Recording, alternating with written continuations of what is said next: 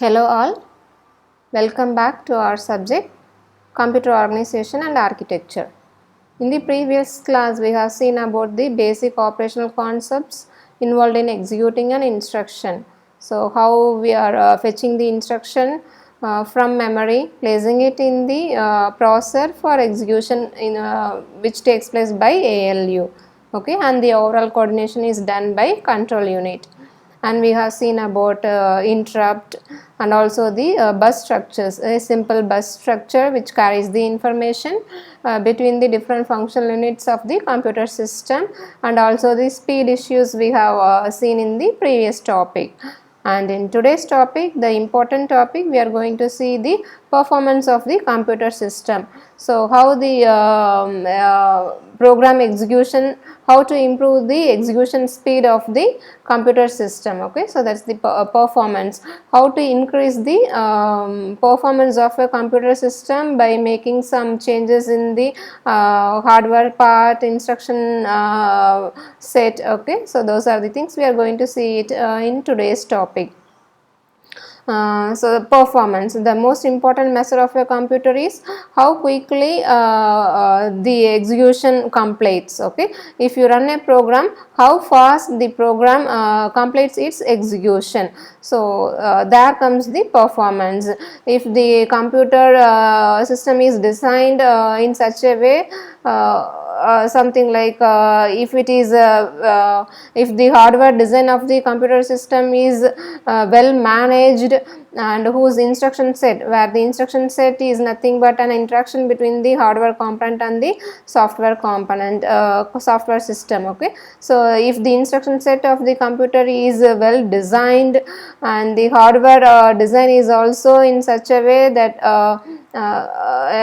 which is designed with the latest technology of ICs, and the placement of different components inside the board, and also the compiler, okay. So compiler is also plays a crucial role in performance of a computer system, because compiler is the one which translates the high level languages into machine understandable object programs, is or not. So this is the program, I think you you are all familiar with this C program, where the compiler converts into executable object program. This one we will be saying it. So here comes the number of instructions. The compiler will convert the high level program into machine understandable format. So while converting it, how many instruction the compiler takes to convert this one, so high level program into object program. This also, the number of instruction in the object program also plays a major role in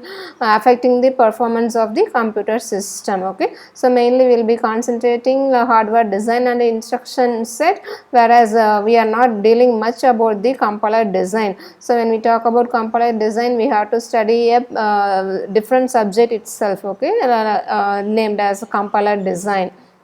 We are not much focusing on the compiler design, though it plays a crucial role that affects the performance of the computer system.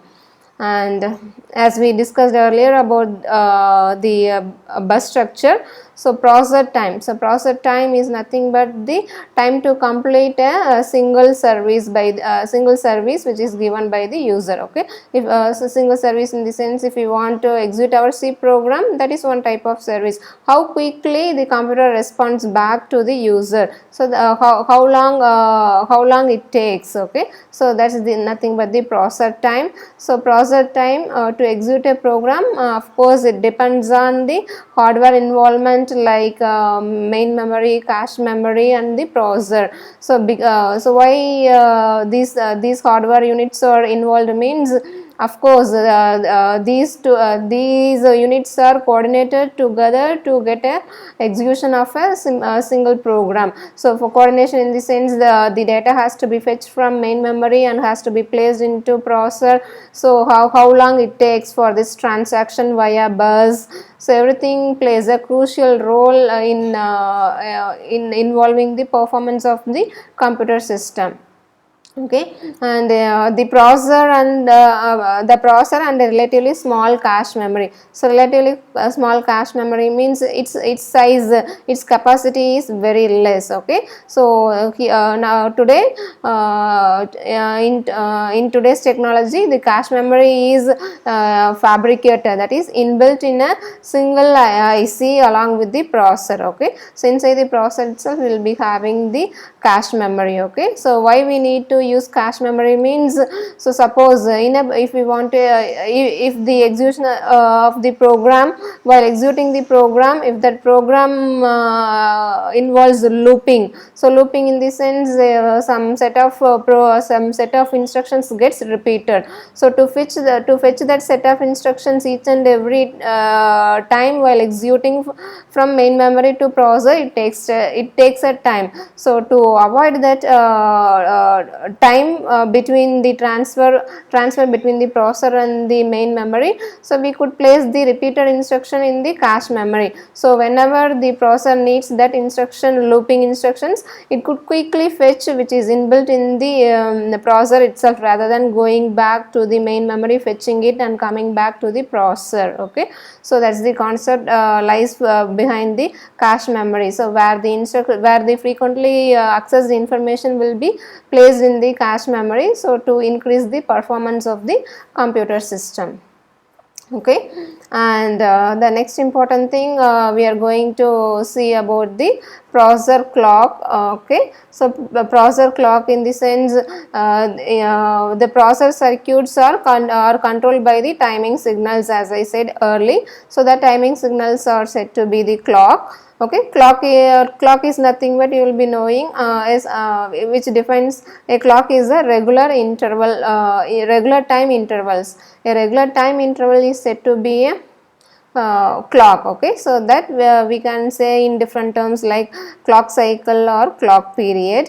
And clock rate is nothing but number of cycles per second. In 1 second, how many clock cycles are involved in our computer system. Okay, so that can be denoted as clock rate, or is equal to 1 by clock period. Okay, so this is nothing but clock period or clock cycle. Okay, so please pay a little attention to that, otherwise it might be confusing terminologies are involved like clock cycle, clock period, kilohertz, megahertz, something like that. So you please pay a little more attention to this processor clock. So I'll repeat again. So clock is nothing but something which defines at a regular interval of time. Okay, so that we are denoting as a clock cycle or clock period. And clock rate. Okay, so clock rate is nothing but in 1 second how many cycles are executed. Okay, so that is said to be clock rate. Okay, clock rate is denoted by the capital letter R.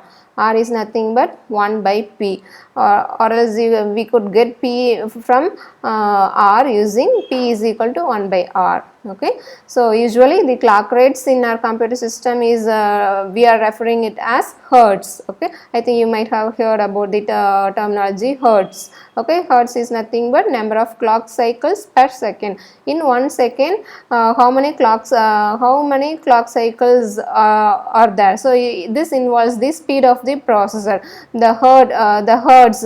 So for example, I'll take to my system and I'll show you what's my processor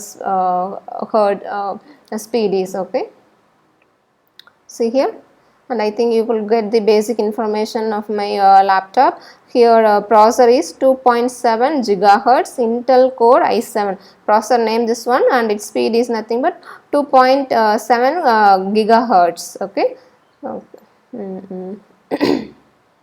let's move back to the slide. So here hertz are nothing but clocks per second. For example, if there is 500 million clocks per second, means we are representing that million in terms of mega. Okay, so this is nothing but 500 megahertz. Okay, whereas 1250 million cycles per second is nothing but 1.25 gigahertz. Okay, so here 1250 50 million cycles we are representing as 1.25 gigahertz.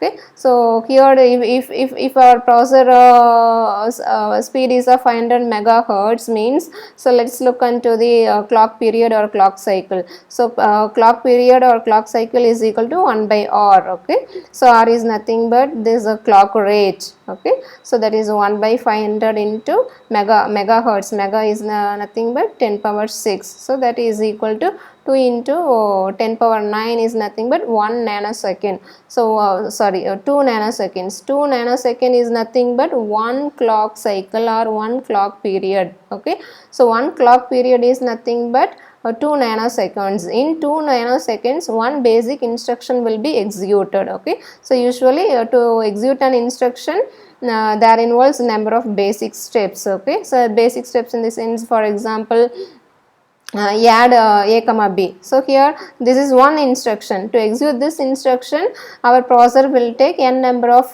clock cycles. It means fetching the instruction, then decoding it, executing it, and writing back to the memory. So these are the number of steps involved in one instruction to execute. Okay, so each instruction will involve a n number of clock cycles. Okay, one clock cycle is nothing but here for the processor of 500 megahertz it is 2 nanoseconds, and similarly for the processor of 1.25 gigahertz is nothing but whose clock period or clock cycle is 0.8 nanoseconds. Okay, so this is this diagram is nothing but says about the timing diagram of clock.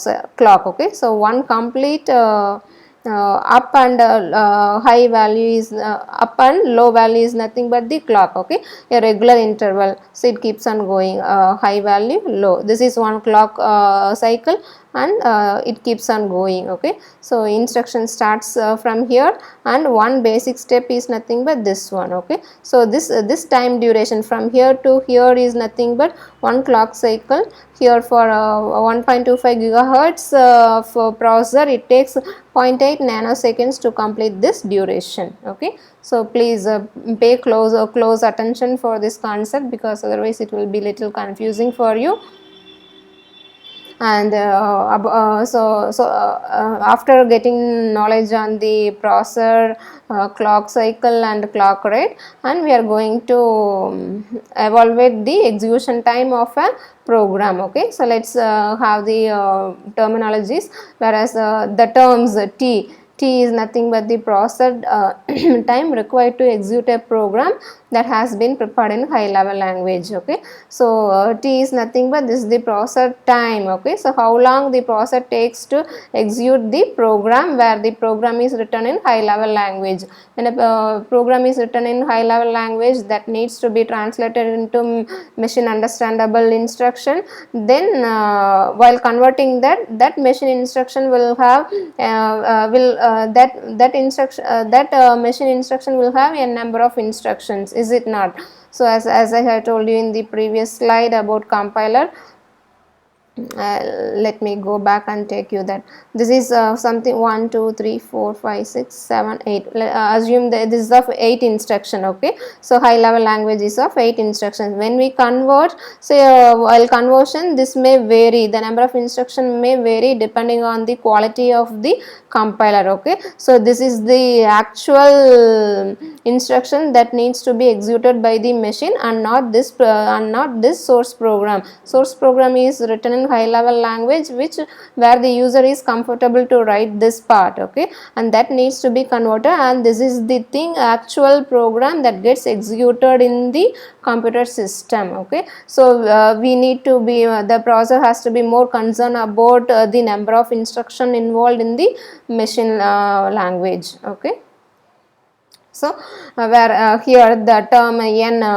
indicates the number of actual machine instructions need to be executed by the processor, including the loop. Okay, for example, if I have a high level language of assume if you have a machine instruction of 5 lines, so and in the 5 line take 3 lines or loop, that 3 lines execute 5 times. so it means 15. Okay, 3 lines will execute 5 times means so 15 instruction has to be executed.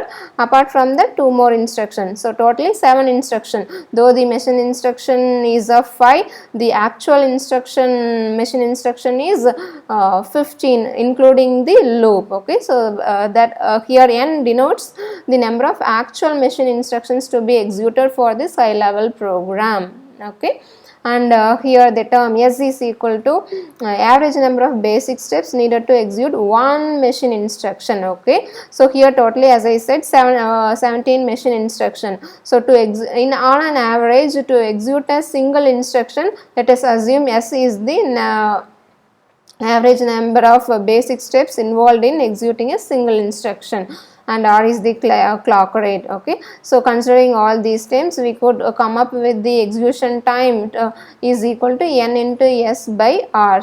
Okay, I hope you will be knowing how you get this formula. So T is equal to Ns by R. So N is nothing but the total number of instruction to be executed, and S is nothing but the time taken to execute a single instruction. So for example, if I have 17 instruction and each instruction takes S basic steps, so this is the total number of instruction to be executed with the speed of the processor as R.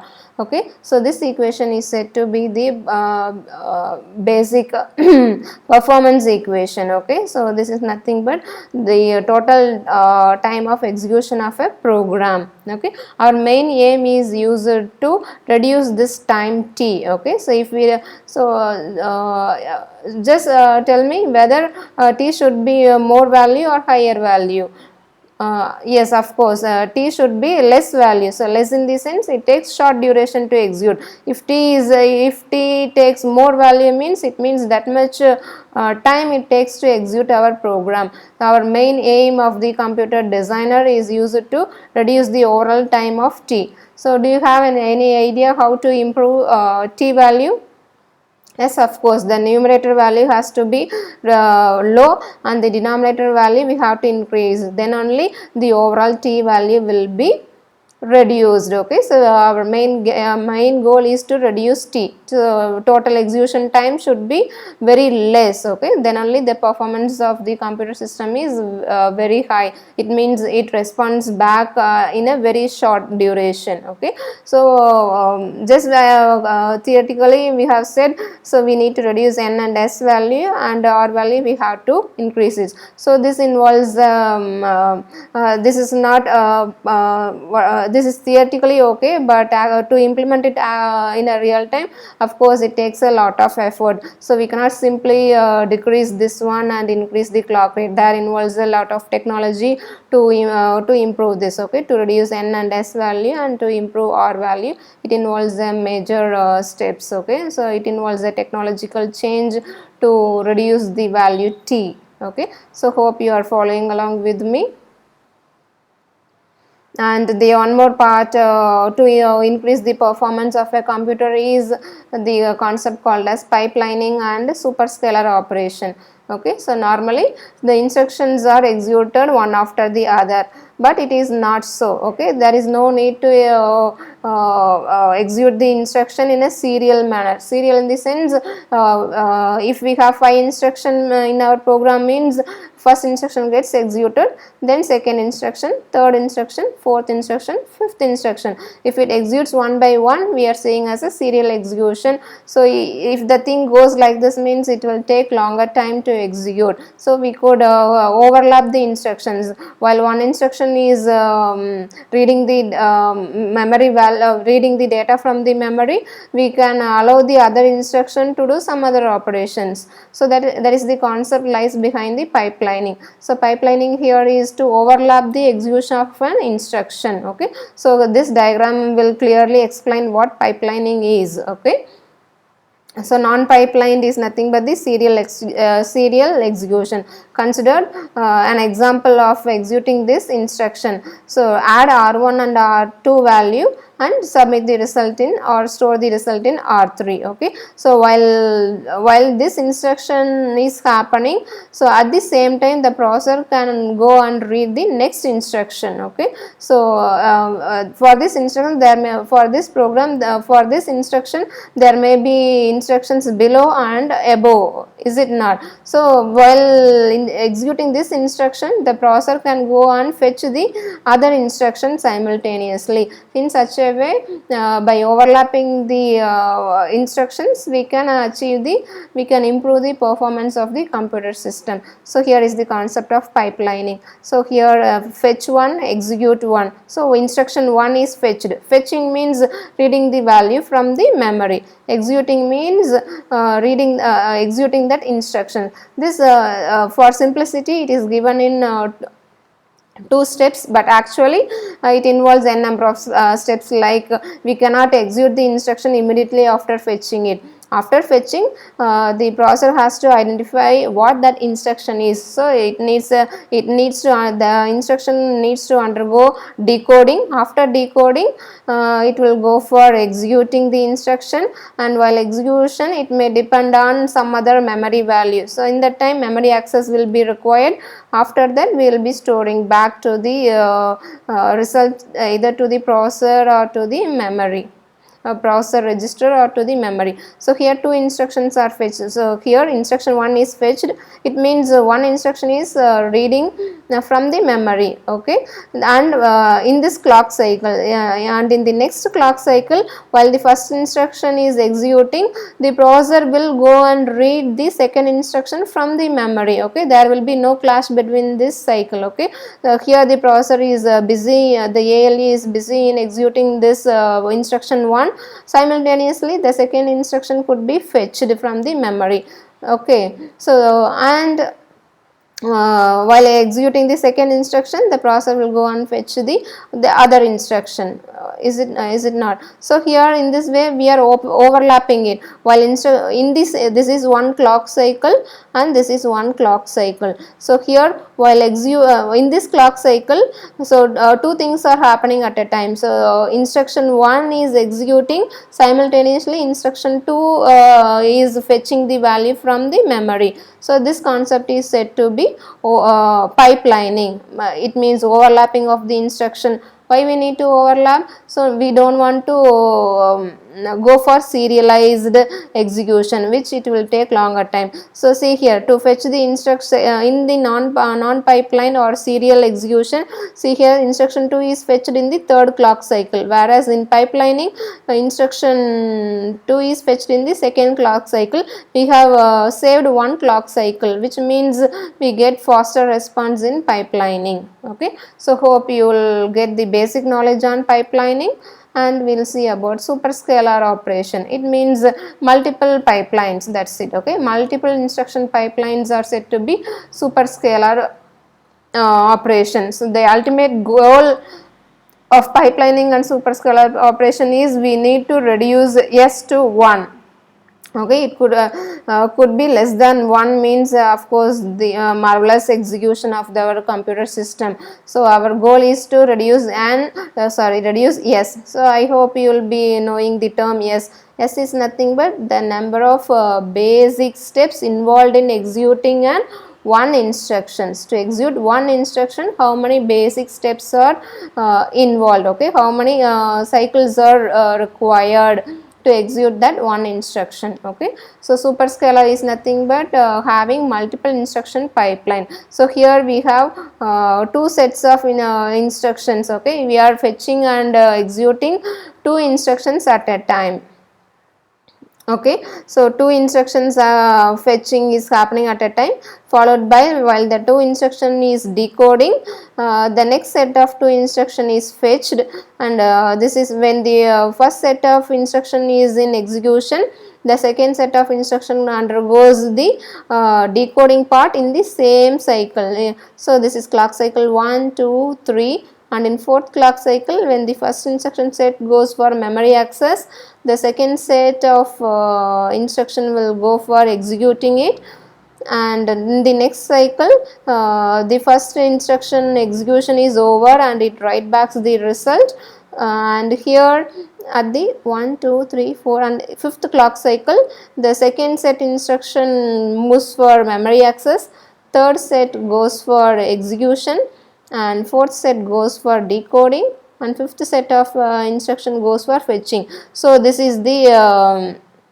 in one clock cycle we have achieved the entire single instruction execution and execution, fetch and completion. See here, so instruction fetch, decode, execution, memory and write back. So from this fifth clock cycle onwards, 1 2 3 4 5, and from this fifth clock cycle onwards we will get s value is equal to 1. Okay, so here one complete set of instruction gets executed, and here the other set, here the other set, likewise it goes on like parallelism concept. Okay, so this is nothing but a superscalar pipelining by having superscalar operation which is achieved by means of multiple instruction pipelines. Okay, so here this is the main region we need to concentrate here. So here the first set of instructions execution is over, and here second set instructions memory access,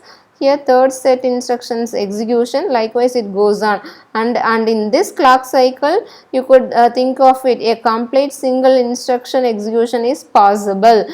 So instruction, how an instruction is executed means it involves a number of basic steps like fetching, reading the instruction from the memory, decoding what that instruction is, later by executing that instruction. If it involves memory access, that needs to be accessed from the memory, and finally storing the result. So that is the number of steps involved in executing a single instruction. So in superscalar operation, if we implement multiple instruction pipeline, so we could improve performance of the computer system a lot. So theoretical, so by implementation part is quite difficult. It involves a number of challenges. Okay. And as I said, clock rate, so here the processor time, the overall execution time of a program T is equal to ns by r, is it not? So as I told you, to improve T we need to improve n and s, and we need to decrease n and s value and improve r value. So it's not an easier task. Okay, so to improve those terms n, s and r, so to increase r we need to go for upgrading the IC technologies. Okay, so that we could reduce the clock cycle and increase the clock rate. And one more way is so reduce the amount of processing done in one step. So in one step, so what it says means, so we need to reduce the amount of processing time. Okay, so let me take an example and explain you. So even if we reduce the amount of processing in one step means, it again there is a trade-off. So this may increase the number of basic steps. So I will explain what this line says. Suppose if the clock cycle, so here what this line says, reduce the amount of processing done in one basic step. So one basic step is nothing but one clock cycle or one clock period. Assume one clock period is equal to 2 nanoseconds. If we want to reduce this 2 nanoseconds means, if we want to reduce the processing time, this is the processing time 2 nanoseconds. If we want to reduce it means we need to reduce it as 1 nanoseconds. So if we reduce it to 1 nanoseconds, what's happening? There is a chance of increasing the number of basic steps. Suppose in this clock in 2 nanoseconds clock cycle, the number of steps involved to execute a single instruction is 2. Suppose if you assume an instruction in that the instruction takes 2 steps to complete one instruction execution in this 2 nanoseconds. So totally to complete one instruction it takes 4 nanoseconds. And now look at here, if we reduce the processing time of 1 nanoseconds for a clock cycle, then the number of steps to execute the same instruction will go 4 steps. So ultimately there is no change. The ultimate goal is this one we are looking in.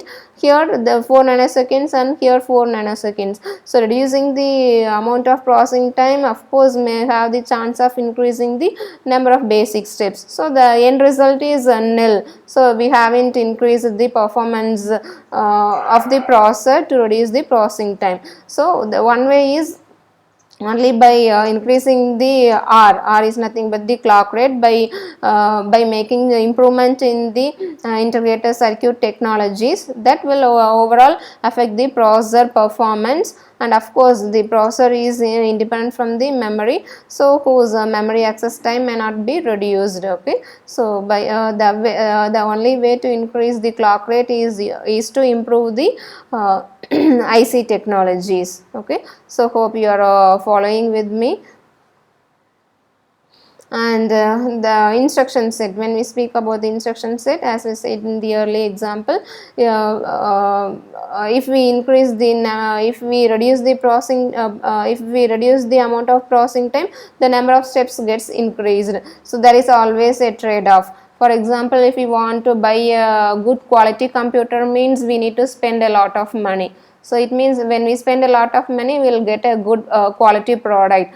And similarly for a cheaper rate also we can get the computer. Okay, so of course there is always a trade-off. When something we bought is of cheaper quality, cheaper rate, the quality is of course cheaper. So there is always a trade-off between the cost and the quality. Similarly, there is always a trade-off between the number of instructions and the number of steps to execute that instruction. Okay, so that is by means of the instruction set. If we reduce the number of instruction set, then definitely n will become high and s will become small.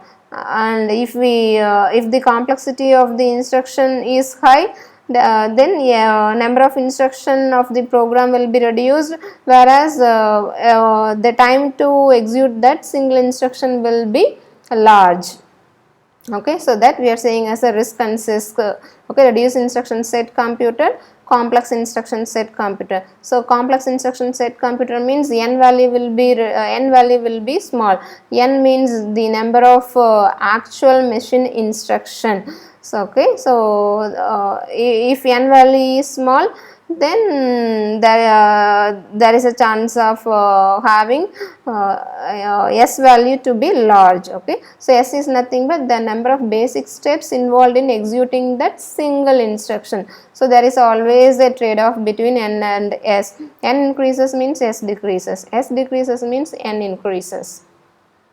So the only key consideration is by having the concept of pipelining. Okay, so pipeline by improving the by implementing efficient pipelining of a processor, we could achieve s is equal to 1. The ultimate goal is to have s is equal to 1. So it means the number of basic steps involved in executing a single instruction should be in one clock cycle. Okay, so that's the ultimate goal of any modern processor, and achieving this value is quite difficult. Okay, we need to consider a lot of factors like clock rate, then clock cycles, then instruction sets of the computer, pipelining, superscalar operations. There are n number of factors involved in increasing the performance of the processor time. Okay, and of course compiler also plays the crucial role of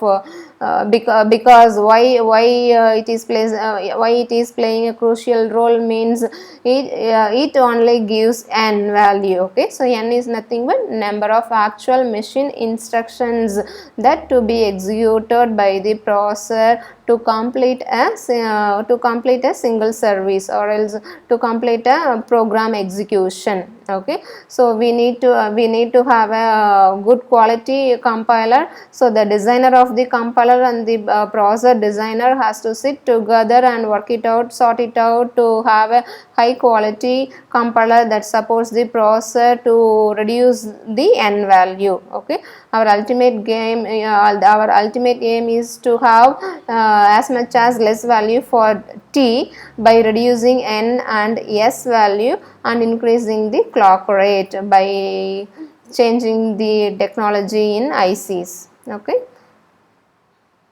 and of course when a computer comes out for commercial purpose, that undergoes a numerous check. Okay, so how that computer is performed with the how its performance is when compared to the existing market available computers. Okay, so that goes a number of rigorous tests, and one is nothing but a non-profit organization called System Performance Evaluation Corporation. In short, SPEC will be saying. So SPEC that will act as a benchmark for the performance, for measuring the performance of a newly available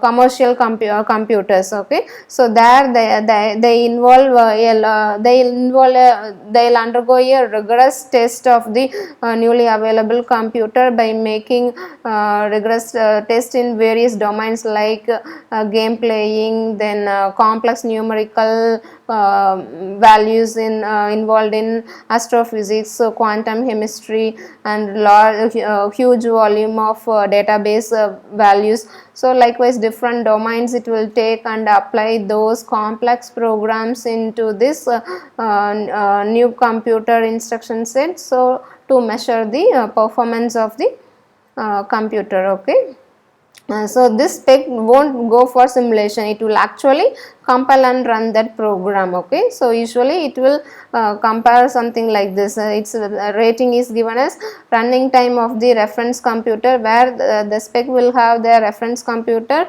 by the new computer. Okay, the running time of the computer under test. So overall spec value is given as this one. Okay, I is equal to 1 to n spec I